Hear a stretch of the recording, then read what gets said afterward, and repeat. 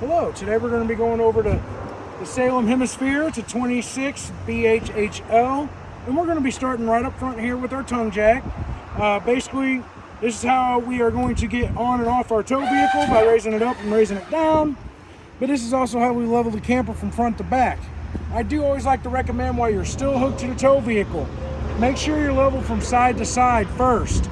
Put a carpenter's level right inside the doorway, or you can buy the levels you can stick on the side and on the front of your coach, but you may have to roll onto some blocks to get it level from side to side. Once you are level from side to side, you unhook, make sure everything's unhooked from the tow vehicle, pull the tow vehicle away, and then level front to back. Once you've done that, then you're going to lower your stabilizer jacks. These guys are located on each corner of the camper, but these guys are motorized, so that's a nice little feature. I'll show you that as we go around the coach. And that's basically all there is about leveling.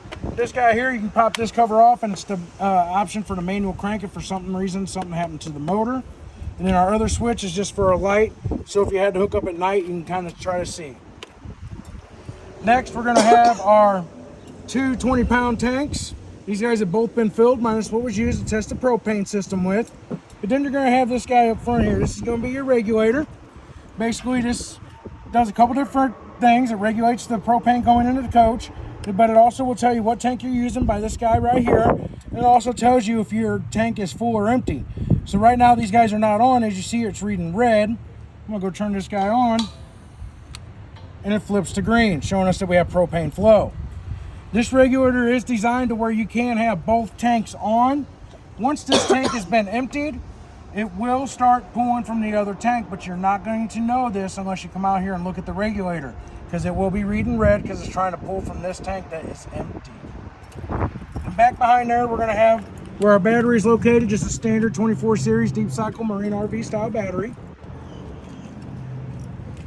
Got our cover here. You do have a front little LED light here. I'll show you how to turn that on. It's going to be on our door side compartment. As we come around here to this side here, basically you got your pass-through compartment, but basically right inside here, you're going to have your solar panel controller, so it just monitors the battery. Once the battery gets below a certain level, this will allow the surge from the panels to come through to charge the battery, and then it will shut that surge off once it has, since the batteries have been full. Right now it is reading 13.1 because we are plugged into Sure Power, so it is also reading that also. Then up here is going to be our battery disconnect. Basically what this guy is, it disconnects the battery from the camper just by simply turning and pulling this key out. Basically that's set up so whenever you are storing the camper, you do that. So if anything was left on, it wouldn't potentially drain the battery. You do have the solar panels that help kind of charge that battery for you. But if you left that fridge on, it's a 12-volt fridge, the solar panels does kind of struggle to keep that guy going, especially if it's set at a really high level. But whenever you are towing or hooked to Sure Power, you do want that guy on. All right, so right underneath our slide room is you're going to see a couple holes, lines there. Basically got one there, it's going to be your overflow, and then on the other side is a breather tube on the other end. But then your other one here, so you can drain the fresh water tank just by basically turning that knob up. Right now it is in the closed position. I do believe that you have a little bit of water still in that guy. Once the slide room is closed, it's a lot easier to access. All right, next we're going to have our furnace.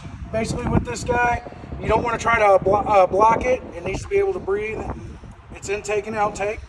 But we do recommend getting the mud dauber screens. Kind of goes over these guys, keeps mud daubers and wasps from getting in there. That can potentially cause issues. Then you have a storage compartment in here as well. I like to keep the power cord right there because it plugs in right here. So down below here is going to be where we would dump our tanks. All right, you got two gray handles and then a black handle down here in the back side. Whenever you go to dump, you're going to hook up your sewer hose first. Make sure it's tied into the ground, and you're going to start with your black. From there, you're going to hook up to your black tank flush. I'll show you that here in just a moment when we get to your water station. But then you're going to flush it till you're seeing that water comes out clean. Then you'll shut that off. You close this valve, and then you would open your grays to dump the gray tanks. Then we got our 50-amp power cord that comes with the coach.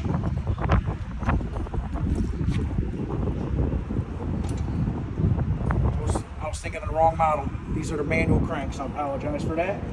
Basically, though, it's going to be a 3/4 socket, and it's got the manual crank inside. I apologize. I've worked on 3 different hemispheres this week. So with the fat power cord, you keep that guy in there. Your bumper can hold your sewer hose. It just doesn't hold the elbow that comes with the sewer hose. I always recommend getting yourself like the plastic ice cream containers, and then you can store that in that ice cream container. You can store it in here. Plus you get to eat all the ice cream. Plus you get to eat all that ice cream. If you're depressed, then it's going to be a good time. It is also labeled here low point drains. So down underneath here, you got your red for hot, blue for cold. Basically, you're going to use those when you go to winterize the coach. I also like to recommend if you take those caps off, usually open a faucet sink or the faucet in the bathroom most of the time, or the furthest point away. As you drive home, that air will blow through and push most of that water out, so it wouldn't potentially get stuck in the lines and become stagnant or bad. Then we got our outside shower, options of hot and cold water from here. And then this here is where your water station is located. Like I was talking about, when you go to do your tank flush, you got your black tank flush. That's going to be the one up here at the top. I always do like to recommend that you should have a pressure regulator on the water spigot, because there is a plastic check valve on the back side of this. Too strong of water pressure can damage that check valve. From there, I always recommend just going to a local hardware store or anything along those lines and go buy yourself a black hose. Black tank, black hose. It keeps it simple. Okay? From there, you would turn it on. You're going to flush your tank to, once again, where you see that water coming out clear. Then you're going to shut the water off and unhook it from the spigot before you unhook it from here. And then make sure you declose that black valve, open your grays, finish dumping your tanks. Next, you're going to have your city water connection. With this, you are also still wanting to use a pressure regulator at the spigot. But then from there, you're going to have your options of an inline water filter and then your blue or white water drinking hose.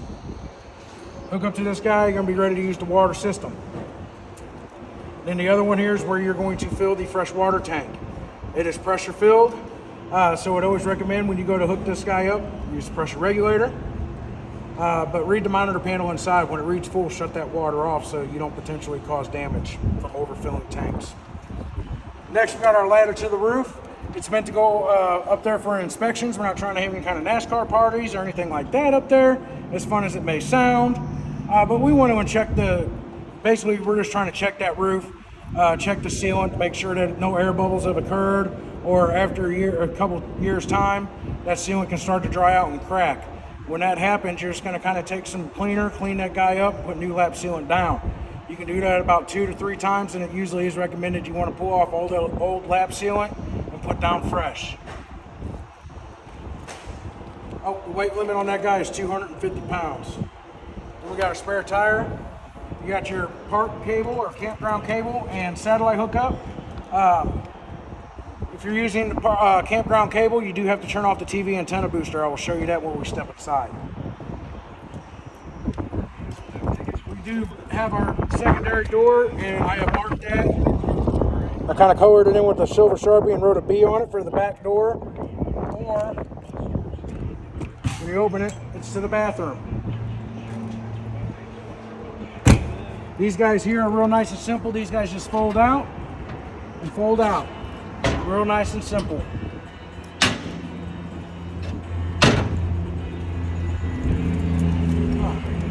I do have those outside speakers on. I don't know if you can hear them over our highway traffic. But I am going to try to speak a little bit louder, since I am going to be trying to talk over both of those. Basically, we're going to have a water heater here. So with this guy, basically, this is a gas and electric option. Your electric is going to be located down here on a switch. For the gas option, it's on a switch inside, and I'll show you that when we step inside. But whenever you are done camping or done using the coach, you want to get all the water out of the coach. To do so, you want to open this guy to relieve the pressure, or open a faucet inside, and then you're going to take this guy out down here. This is your ano rod. This guy starts out the size of a dime and will work itself down to the size of a coat hanger. What it's basically doing is it's tracking the impurities in the water, so it'll attack that rod and not the tank, because it is a steel tank. This guy is a 1 1/16 socket.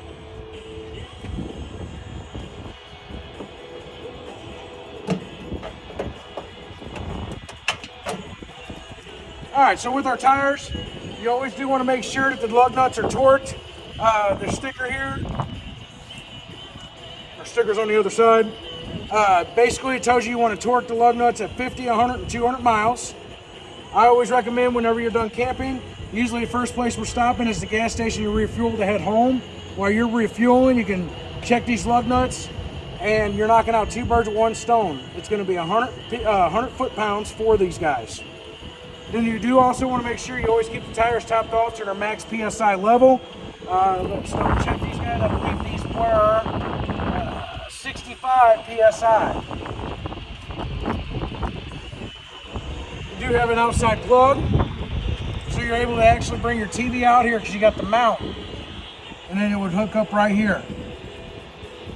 We got our vent for the stove. Right now it's in the closed position.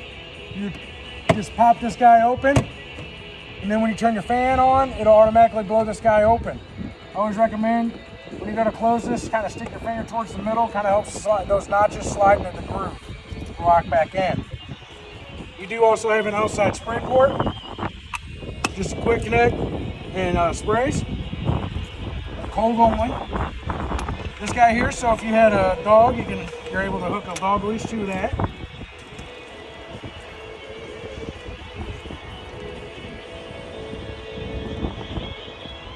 And then we got our little outside kitchen area. You got your mini fridge here.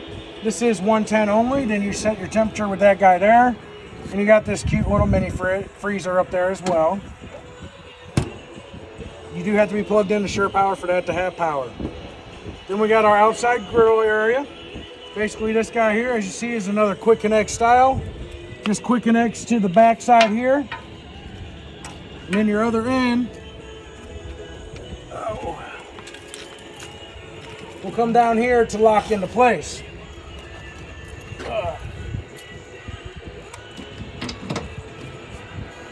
Basically push that back, slide it to lock it in, it'll lock in.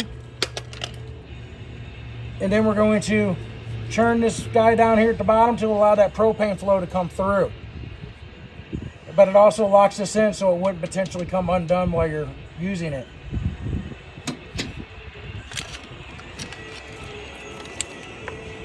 Let me slide this guy back, make sure I don't hit my head.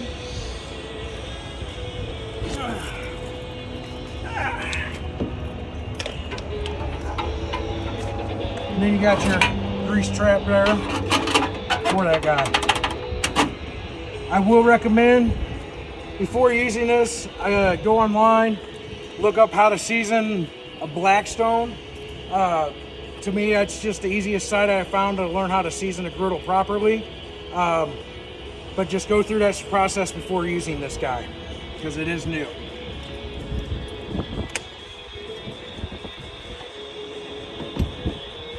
Your key for this guy here is going to be your 751 key. Our front door is just going to be the standard purple key, not in color. Basically for the door handle, you turn the key to the right and you can't open the door handle. For the deadbolt, you do have to have the key and it goes to the left. You're unable to pull that key out. If you turn it to the right, you're able to pull that key out. It shows you to not lock your deadbolt. We'll come back and talk about our steps in just a second.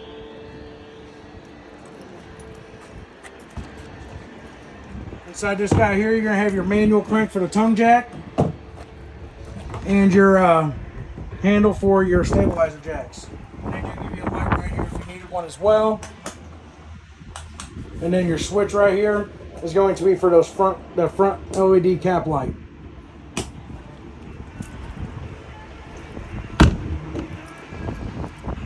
All right, so with our steps, one thing you do always have to note is this door does have to be all the way in the open position when you're going to bring these steps up or down. Basically, these guys will go and it locks into place. These guys here, so you're able to adjust your feet just by bringing it in, slide and adjust the feet. The reason why you want to do that is because you always want to have this area here as flat with the threshold as possible. So as you see, there's a slight elevation on this side. And then you come on this side, it's actually a lot more flat and flush with it. That's because of how the camper is sitting at this time. But it's a nice, good example to kind of show you. Too much of an elevation on this can cause issues to both the screen door and the entry door if you are not careful. All right, as we step inside, right at the doorway is going to be our fire extinguisher. Here's our quick connect sprayer. I was just showing you guys that goes out there. And then we're going to talk about this guy here. I want 2 seconds real quick though. Yeah, because it's saying it's about 83 degrees in here. Let's try to fix that problem a little bit. So we're going to have our control panel. Basically, you got your fresh tank. As you see, like I said, I still got a little bit of water in there from testing to make sure we had no water leaks. It tells you the status of your battery. And then your black is empty, gray 1, and gray 2. You do not have an auxiliary. I believe gray 2 was the kitchen and gray 1 is the bathroom. Please don't quote me on that. It does vary from model or from persons installing. Then you got your water pump. You're using the water pump if you're using the fresh water tank. If you're hooked to city water, you do not need this guy. Then you got your water heater. That's for the gas option. When you turn this on, this little DSI fault light comes on. That guy will stay lit till it's fired on propane. Once it's fired on propane, it will shut off. After 3 tries, it will stay lit, basically telling you that it did not fire on propane. From there, just go and look and see, did I forget to turn the tank on or is the tank possibly empty? Then you got your tank heaters. These guys are little heating pads on the bottom of your tanks. They got built-in thermostats, so whenever it senses the tank has gotten below a certain level, they will automatically come on as long as this switch is on and there is the proper battery power. This light here is going to be for your awning lights, and this one here is for our ceiling lights inside. Then we have to bring our awning in and out. I'm going to attempt to bring this guy out. It is actually being quite gusty since the storms have passed.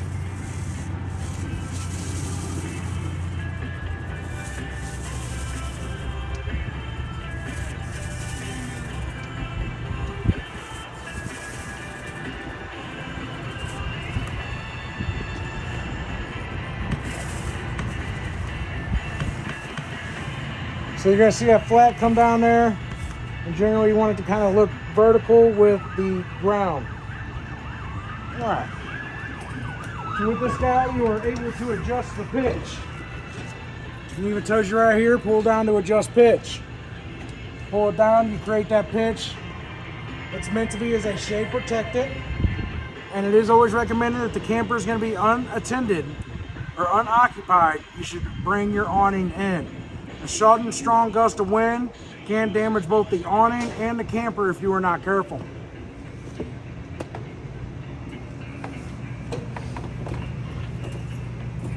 Alright. Go ahead and bring this guy in. And then basically our other switch is to bring our slide room in or out.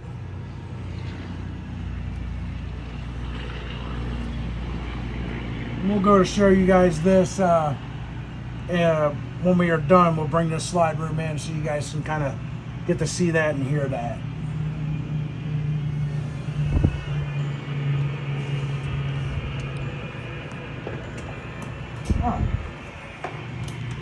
All right, so on the other side of our door is going to be a little closet area, motion sensor light, as you just seen come on.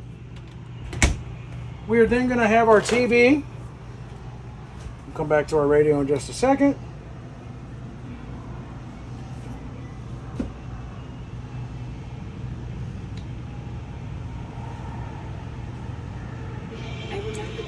All right, so when you guys get to a new area, you do always going to have to scan for channels, especially if you're not near the St. Louis area, because that's the channels that we have picked up at this time. Turn that down a little bit so you can kind of hear me better. But basically what you're going to do is you're going to push the menu button. I normally push the arrow key back 1 time. It'll take us to channels. From there, you can choose air, or if you have that campground cable, you just switch it to campground cable. And then you're going to go down to auto scan. Hit the enter button and then hit enter again to start the scan. Alright, so like I was saying with the campground cable, you do have to turn off the TV antenna booster. Okay. This guy's going to be a little harder to see. I'm going to try my best to show it to you because they don't have this on a swivel. But basically, this is where your TV antenna booster is located. On the other side of this guy is a little, I think it is a green light. Looks like a green light. Yep, green light. But the button's going to be right here. You push that button, it shuts off the signal from the antenna. As you see, our image just froze on the TV. From there, basically what this button's doing is when that button is in the on position, it is allowing your antenna as the primary signal source. You have to shut that source off for that cable feed to come through. And I believe with this, the booster or the radio is also tied in with the booster for the signal as well. So usually you got to have that booster on for your radio. All right. So then next we're going to have the radio. As you see, we are hearing the outside speakers. That's going to be speaker zone B. Speaker zone A. These are our two inside speakers here. You can have them both on at the same time, or you can have one or the other on. This guy is also your DVD player. Does not play Blu-rays. One thing I do have to say and note is that if you are watching a movie, make sure speaker zone B is turned off so that the people outside are not listening to the movie with you. Especially if you guys are trying to have a romantic evening and you put a risque movie in there to spice up the night. We really don't need your other neighbors hearing that kind of stuff. You might find some weird, awkward people out there. All right, and then next we're going to have our fireplace. We should have, I believe, a remote for that guy somewhere.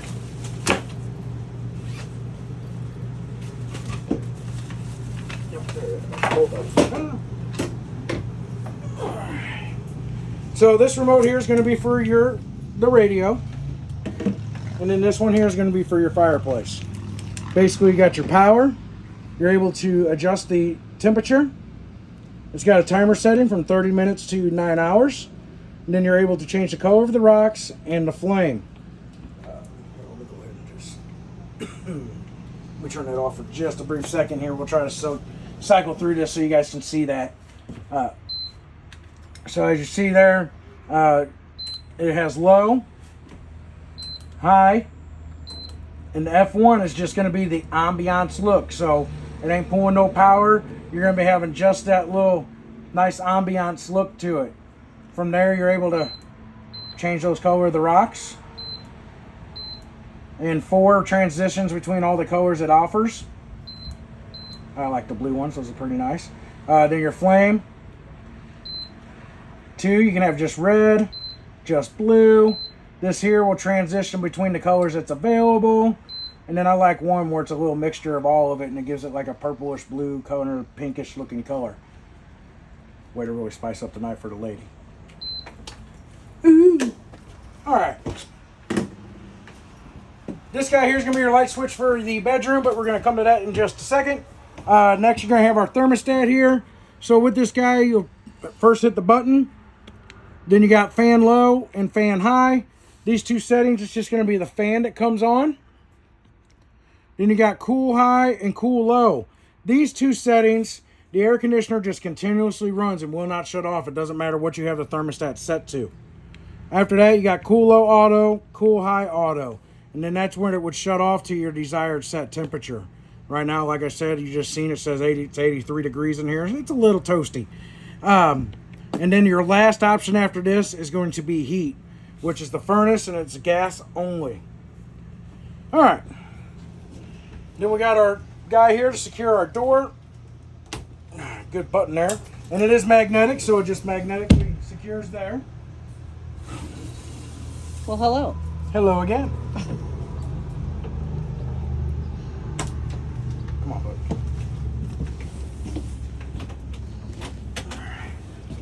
We got a little closet area in here. You got like a little shoe shelf on this side, clothes rack.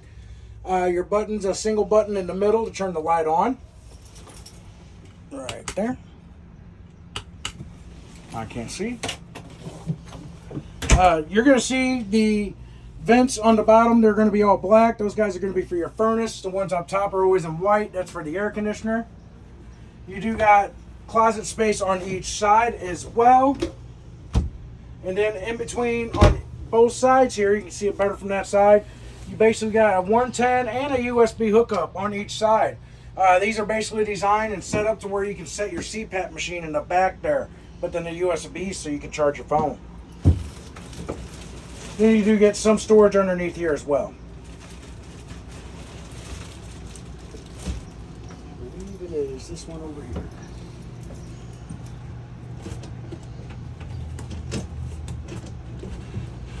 Don't get hung up. There we go. Alright, so then we got our fire exit window for this guy. It just kind of comes up. This guy's on a hinge, so the whole thing could fling open. So if you're unable to get to the door, you still have a way to get out of the coach. This here is so you can usually try to pull the screen out so you can get out. I'd rather hear that we got to replace a screen than someone got burnt or damaged, hurt in their coach. So you got another one right there. They got the red handles. These guys here are what I like to call the school bus style windows. Basically pull those clips in and raise them up. Then we're going to have our sofa here that also breaks down to into a bed simply by lifting these guys. You're going to pull your feet out here. This will come forward and down. And then this here flips down just like so. And then you put your cushions there in the back.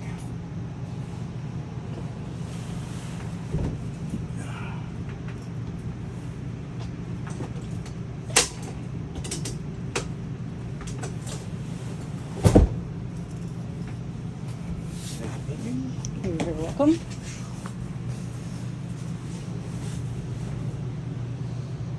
All right, next we got our dinette area.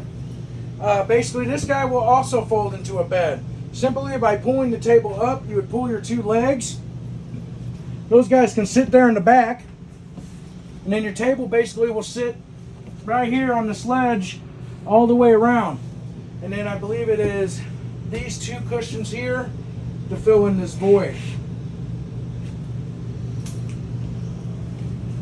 All right.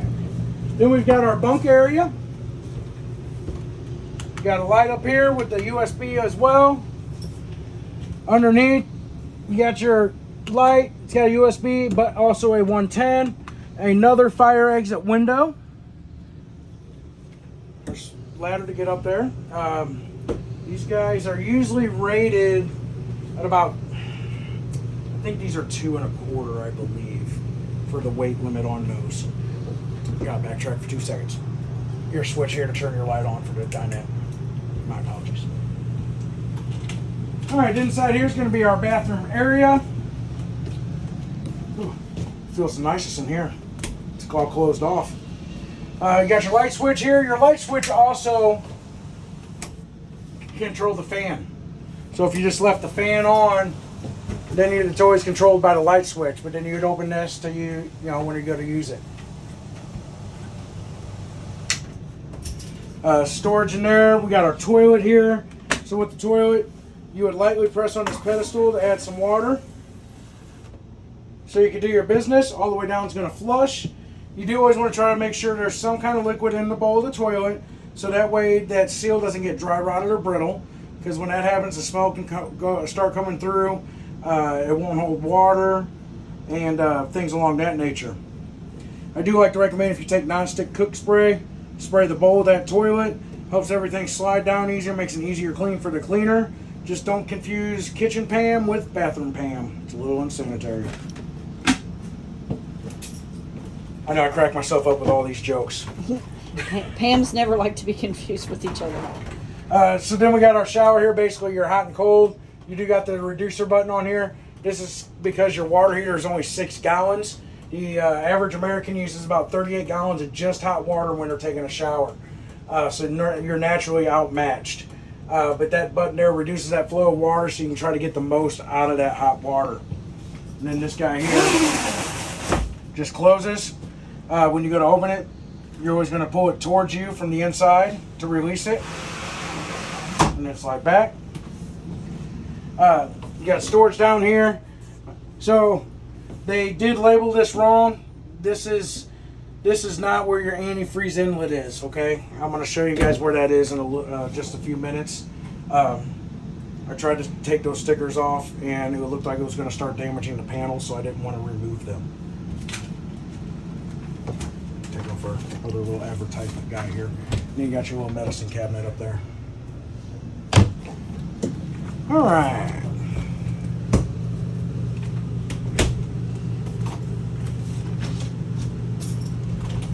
Little pantry area. As you see here, you got this cover taken off on front here. This is basically whenever you go to winterize, you're going to have to bypass the water heater so the antifreeze is not going inside. Basically, to do so, you're just going to turn these knobs like so, and then the antifreeze is going to come around and still winterize your hot lines without actually getting antifreeze inside the water tank. Right now, these are going to be left in the open position because it is still summertime. And like I said, this guy just goes over the front here. It's got a couple screws and screws it back in. Well, while we're still down here, we're going to get our exercise today. So inside here is where our fuse control panel box is located. Everything that runs off Sure Power, it's got to be plugged in for it to work, is going to be on your breakers. This one here on the far side is actually your GFCI. So the outlets that are labeled GFCI, if for some reason they ain't working, come and make sure this guy hasn't been tripped. And then everything that operates off your battery is going to be on your fuses, and they have everything here labeled for you as well. Then we have our LP/carbon monoxide detector. It is recommended you test this guy every 9 to 14 days. Basically, to do so, you're just going to push it just like that, and you're simply performing the test. And then it shuts off. Just that simple, okay? You always want to make sure that that guy is properly working. They last roughly between 7 to 10 years. I have seen them go bad before and sooner than that. But if that guy does start going off, you do want to take emergency precautions by trying to get everybody out of the coach. The first person out the door is shutting off the propane. The second person out is trying to get everyone else out or anything that breathes and try to open a couple windows. You're not trying to open and vent fans or trying to turn on fans or anything like that. We're not trying to create an electrical spark, okay? But then we're going to get 50 feet away for about 15 minutes. One person's going to come in, and I always recommend that they look at the stove first. A lot of times, because these guys here are on the outside, these guys can get easily hit and turned on, okay? If it is not your stove, turn it back on, it starts going off again. The only other place that propane actually comes inside your coach is the furnace. The stove and the furnace are the only two places that propane is actually connected inside of your coach. So please have it looked at if it does continue to go off. Now, I have seen other things that can cause it to go off as well. There's cleaning chemicals, hairspray, animal gases, okay? It can cause this guy to go off, okay?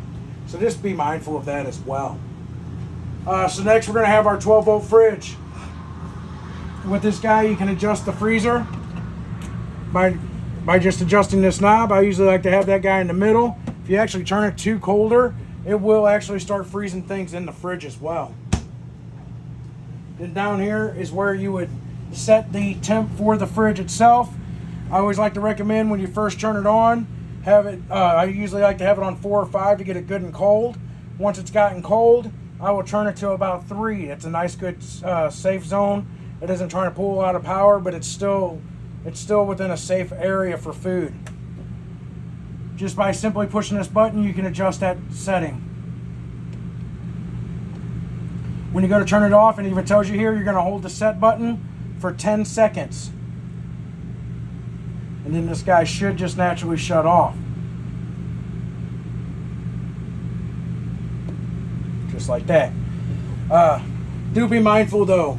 A lot of times I've seen whenever you hit your battery disconnect, because you stored the camper, but then when you come back, you go to turn it on, sometimes this guy will automatically come on.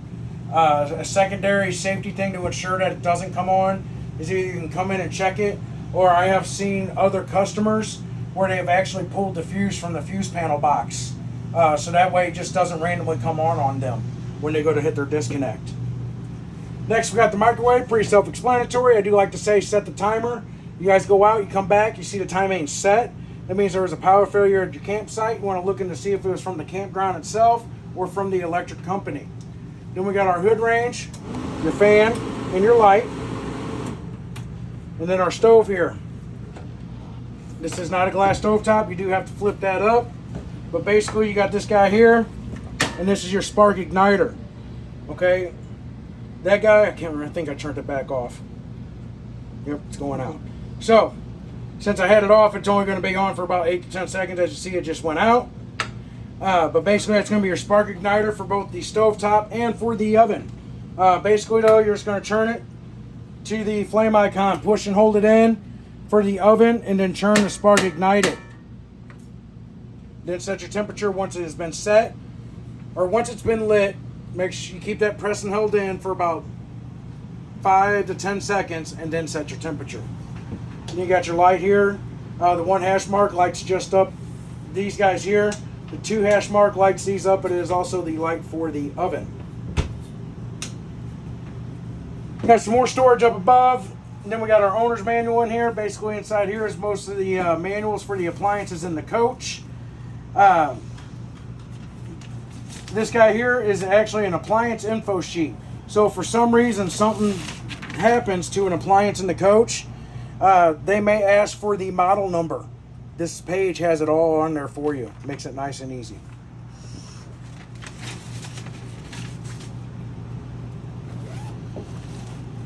Then we got our drawer here, a couple drawers, and as you see I got our bottom one taken out. So the reason for that is because this is where you would go to winterize your coach. Basically, you got this guy here. Oh, watch yourself. They actually put a decent sized hose on there for a change. But basically, this here is going to go into your jugs of antifreeze, or if you're trying to, if you're trying to use a couple gallons of antifreeze, some people will just pour it in a 5-gallon bucket, so they ain't having to try to swap out the gallon jugs every time. But basically, that's going to go in either or.